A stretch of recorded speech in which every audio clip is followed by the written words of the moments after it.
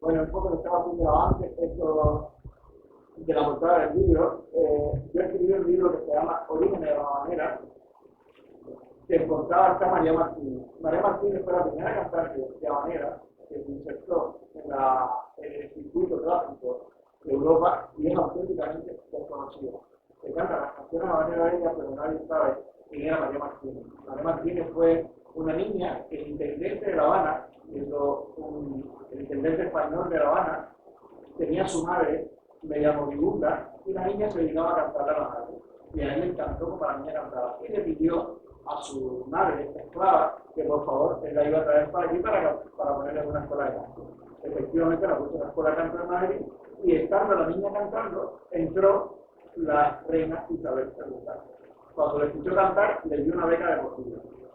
Y esta niña, cuando tiene 17 años, va a cantar a Londres y triunfa en el escenario de Londres, triunfa. Bueno, he visto la historia completa de ella en este libro. Y lo interesante es que ella rechaza la beca porque ella decía que era más importante que la beca la tuviera una niña que realmente. Entonces, ganó mucho dinero, fue amiga en París de Baudelaire, está en el libro Las flores del mar de Baudelaire, que es muy famosa. Y es increíble que en este país que se canta tanto a manera, que hay tantos libros escritos a manera, no aparezca en ningún lugar. Y fue una de mis motivaciones principales para escribir el libro de las habaneras. Ya estaban separados. Mi madre es hija de blanco con ojos claros y de una negra. Entonces mi padre es hijo de ese Congo que viene arriba, que es mi bisabuelo. Esa es mi pareja actual, mi hija. Y aquí, esta foto la pongo porque es interesante, que está debajo del Cabildo de Congo de Laja, San Isabel de la Laja. Es interesante porque yo le estoy dando un biberón en el 2009 a mi hija en los pasillos vaticanos, que son una de las partes que me gusta más a mí de los vaticanos. Es interesante porque hay una mujer que me está mirando con una cara, con una cosa así como diciendo, ¿y dónde está la madre de este niño que ahora le está dando el biberón? Porque yo soy con mi hija, y es una cosa bastante interesante. Debajo de mi abuelo, ven a mi bisabuela española, que se llama Anita, de la Vasca.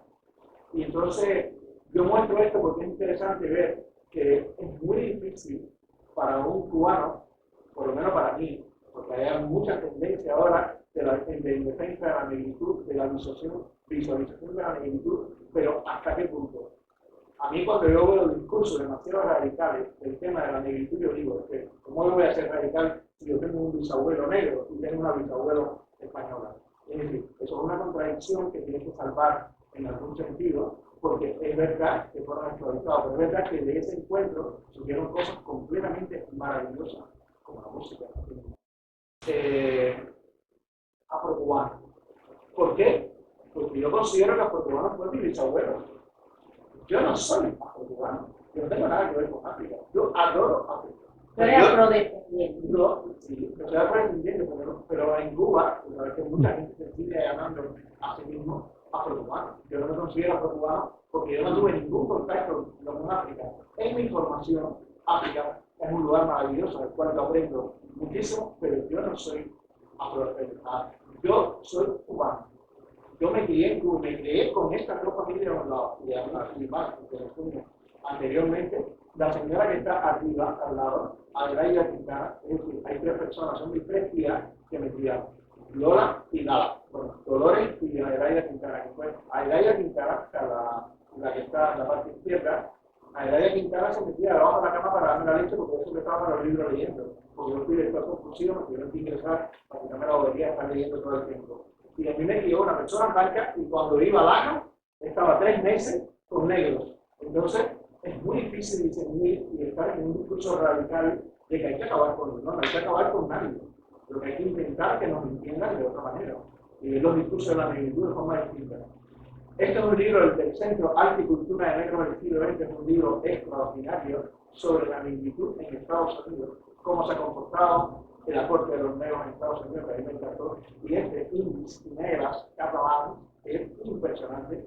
Que de ahí, bueno, pues si ven el libro, ven para el negro, yo siempre le digo, esto está en el ayuntamiento de Barcelona, en uno de los laterales, hay una serie de personajes importantes del medioevo, y uno de ellos es un negro. Yo siempre digo, el negro más importante de Barcelona es el medioevo, porque está representado en este lugar. Ahí encontré este negro, hay otros por toda Cataluña, y estos son los libros, sobre todo Cuba y Cataluña, influencias mutuas.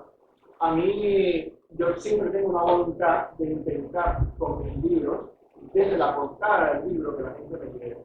En el primer libro que yo escribí de esta serie, que se llama Cuba y Cataluña, influencias mutuas, ven en la portada a un negro cuyo padre era de Santiago de Cuba y la madre era de Alborz en Tarragona. Después tenemos, por supuesto, la música entre Cuba y Cataluña. Ahí estamos viendo a Antonio Machín y a Xavier Cuba.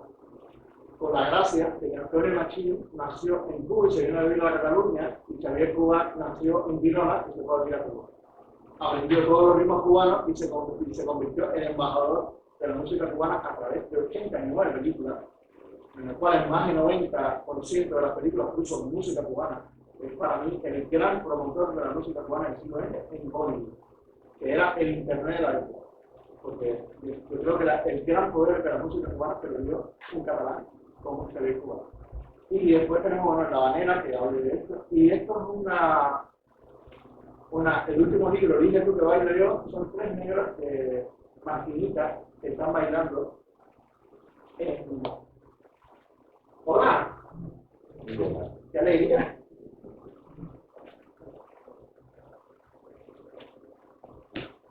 Y aquí hay algunos libros que a mí siempre me impresionan en las categorías que hablan de el color ibérico, bueno, Ravel, Debussy, estamos hablando del siglo XIX. Cuando yo escribí el libro Origen de la Habanera, me pasó una cosa bastante interesante, y fue que descubrí, cuando tú escuchas muchísimas habaneras, te das cuenta de algo que los musicólogos latinoamericanos, puertorriqueños, cubanos, tenemos una cosa que se llama la simulación del tambor. Una de las cosas más terribles que le ha ocurrido a la herencia africana en Cuba es que ha viajado, es decir, la música europea hasta el siglo XVI es una música mucho más melódica de lo que la conocemos hoy. Y la música que llegó con trata esclava era mucho más rítmica. ¿Qué pasa? Que los esclavos africanos que llegaron a Cuba, lo que hicieron fue, otra tendencia es, no existe música latinoamericana porque viene de África. No. Los esclavos que llegaron a Cuba, como mi bisabuelo, porque mi bisabuelo además era músico, y era en el Casino de los Congos, él se dedicó precisamente, fue uno de los que creó el tema de los instrumentos musicales. Y es muy curioso, porque en África, yo siempre digo, a nivel musicológico, tú dices, en África hacían los tambores, algunos tambores que lo hacían con baobab, que es el árbol, uno de los tambores emblemáticos para hacerlo. Pero en Cuba se hacía con el árbol del aguacate. Tenían una cosa en común, que allí también usaban la cabra y nosotros usábamos el cabrón, el chivo. En Cuba también se le dice cabrón. Y es interesante esta conexión a través hay una canción maravillosa, Bola de Nieve, que dice, chivo que rompe tambor con su pellejo pala. Y es muy interesante el hecho de cómo se crearon tantos instrumentos. El otro día yo le decía, bueno, grabé un programa de radio sobre la rumba con Tania Zafura hace 2 días, que se fue el domingo, y una de las cosas que ella me decía es, cuando tú analizas el tambor en 33 países latinoamericanos, te das cuenta que el hilo conductor de todos los ritmos latinoamericanos siempre es el tambor. Ese tambor, ojo, los esclavos que traían eran siempre jóvenes, o niños o mujeres, con lo cual no eran ancianos, los ancianos los dejaban en África, no les interesaba, porque los que se están eran los fuertes. Y en estos jóvenes es donde está la verdadera memoria de África que nos dejaron a nosotros. Porque es maravilloso, esto fue una exposición que vino a Barcelona, al París, donde decíamos, oh, este cuadro maravilloso, esa señora, que mira qué bonito, que tenía el pecho. Y yo le puse debajo. Y alguien le preguntó a esa esclava si quería enseñar el pecho en ese momento. Porque era una esclava la que estaban retratando en ese sentido. Al lado hay un negro criollo, curro, en Cuba empezaron a tocar guitarra muy temprano porque iban directos a Cuba y ellos son los responsables de hacer la transformación de la música europea en la música cubana. Y esto ya es, hace poco nos invitaron a varios investigadores a hacer una descolonización en el Museo de Historia de la Música en Cataluña. Y yo me encuentro con que en ese museo no hay casi ningún instrumento latinoamericano. Parece que los latinoamericanos no hay ninguno. Pero sobre todo las arpas que hay allí, no hay una referencia de la arpa africana, y mucho menos de la arpa de Egipto. Entonces, hubo una discusión muy fuerte con los responsables del museo, porque ellos me planteaban que, claro, en Egipto habían creado el arpa, pero no le pusieron pedales. Pues yo estaba preparado, y llevaba arpas con pedales que también salen en las tumbas egipcias. Los egipcios ya hacían arpas con pedales, que te dan las manos que para pensar la cuerda en un tono u otro. Y entonces, claro, el arpa, cuando se toca en África, ¿qué pasa? Que son zapatos. Pero el arpa está en todas las orquestas sinfónicas. Que nos han costado la colonización, ¿qué cosa era? El primer país que se rebeló contra Europa fue Haití. ¿Y esto qué es? El quilombo de San Lorenzo de los Negros ya estaba en 1580. ¿Cómo puede ser que ya existían quilombos que vivieron el del San Lorenzo de los Negros, que hoy existe en México, duró 110 años? Ya cuando salieron de ahí, ya había libertad en México. Ya México se había independizado. Lo mismo pasó con el quilombo de los Palmares. ¿Por qué no se habla que realmente la verdadera libertad y la recuperación de las comidas? Yo he encontrado que puse en el libro un decreto español que en México decía que le rogaba a los jefes negros de San Lorenzo de los Negros que por favor no se unieran con los indios. Y a los negros le llamó muchísimo la atención esto de que no se unieran a los indios. ¿Sabes por qué? Porque los indios, sobre todo los mayas, los toltecas, los chichimecas, tenían el conocimiento de las plantas, tenían el conocimiento de las medicinas, y ellos decían, la rebeldía de esto con la sabiduría de los indios va a ser la locura. ¿Y qué hicieron los negros? Buscaron a las indias y a los indios. Y claro, por eso sobrevivieron tanto tiempo en México en este sentido. Pero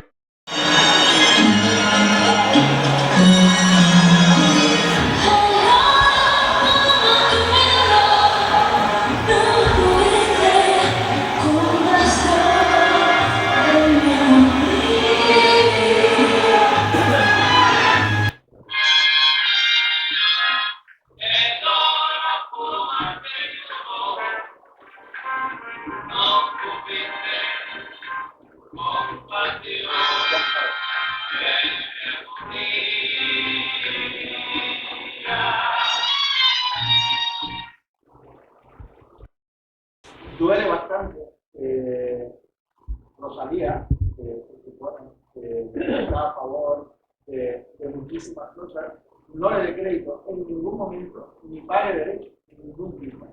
Yo hablé con él, una videollamada con él, y no le dé derecho, no hay crédito, los abogados están trabajando en el tema de hacer una demanda, pero a día de hoy Rosalía no ha reconocido todavía a este autor cubano, no está en el disco, no está en ninguna entrevista, y de eso tiene videoclip. Bueno, aquí están cantando, este es el Wilson Center, que estuvo 3 días en el Wilson Center, lo llenó todos los niños cantando, pero no se dice que la canción es cubana, no se dice que el autor es cubano, y mucho menos que el autor es estadounidense. El libro es un poco la reivindicación, y porque ahora empezaron a pasar aquí y otra allí, de diferentes lugares que están en el libro. Otra cosa que no cuento aquí, que está en el libro, es que en la parte final pongo algunos inventos que han hecho los negros, como la guitarra eléctrica, como la plancha, como el ascensor, siempre al siglo XIX, porque yo quería hacer un libro que fuera más o menos ameno, que no se cambiara tanto, sobre todo porque justo cuando empieza el siglo XX, ya empiezan las reivindicaciones del panafricanismo, ya empieza una conciencia del tema de la medicina, pero nos voy a encargar también.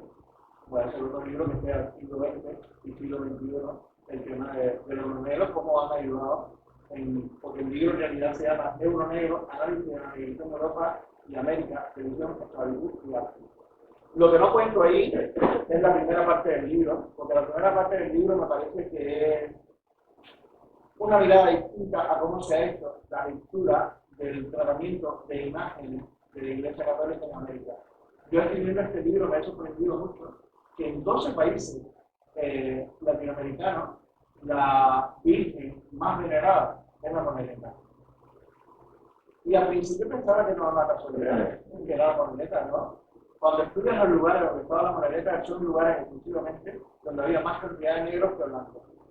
Y era una forma directa, clara, de intentar con las vírgenes negras, luego estaba San Basilio, hay otros santos, vírgenes negras. Bueno, en Cuba tenemos la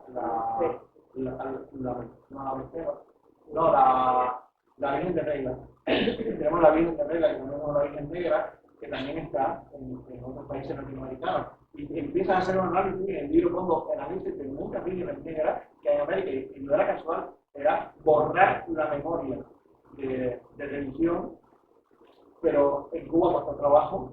De hecho, en Cuba lo que hicieron fue que duplicaron las vírgenes y empezaron a asumir vírgenes africanas con vírgenes católicas, pero es el único lugar donde ocurrió un proceso tan fuerte, porque fue donde no duró la colonización. Y hay procesos realmente terribles que hicieron el siglo XIX con el tema del mundo. No el conocimiento histórico de felicitarlo, ¿verdad? Entonces, yo quería preguntarle, ya dijo con esta intención, tu posición, la posición suya como historiador y como investigador acerca de la interculturalidad y la multiculturalidad versus transculturalidad. Porque yo veo que hay posiciones desde lo empírico, desde lo experiencial, en grupos que son realmente nacionalistas, y hay una tendencia también de lo que me he leído, y le digo que soy desconocedora, muy desconocedora, pero sí me gusta leer de estas cuestiones. ¿Cómo ha funcionado la inmigración en España? Porque en realidad la inmigración en España es bastante reciente, no tiene nada que ver con Francia. O sea, yo llegué a Francia en el año 99, no la pude quedar, pero estuve bastante tiempo como para investigarla, y después me vine a Sevilla como investigador. O sea, yo era investigador en Cuba, trabajaba en el Archivo Nacional, y yo desde esa cumbre, donde había ganado incluso el Premio Nacional de Historia, yo llegué y me puse a recoger oliva en Sevilla. Y justo me puse a recoger oliva, y un día veía montado un autobús, yo, el único negro en el autobús, iba a recoger oliva, y en el periódico salía que había en Murcia un emigrante había violado a una chica, un emigrante que tenía problemas mentales, y el pueblo entero salió a caerle a palo. Y cuando yo me monté en el autobús, que era el único negro, con el periódico, esos periódicos que regalaban antes en los autobuses, es decir, yo viví en persona esta cosa, que de entrar en el autobús y sentir que, claro, era un negro. Y era un negro muy visible, en mi caso, porque es lo que yo siempre hablo, los negros tenemos el color. Hay otra gente que puede estar racializada, que son más claras, pero los negros tenemos el color. Y lo llevamos, siempre. Eso es una cosa que está así. Entonces, yo lo he vivido desde el punto de vista personal. Yo, por ejemplo, cuando he ido al Vaticano,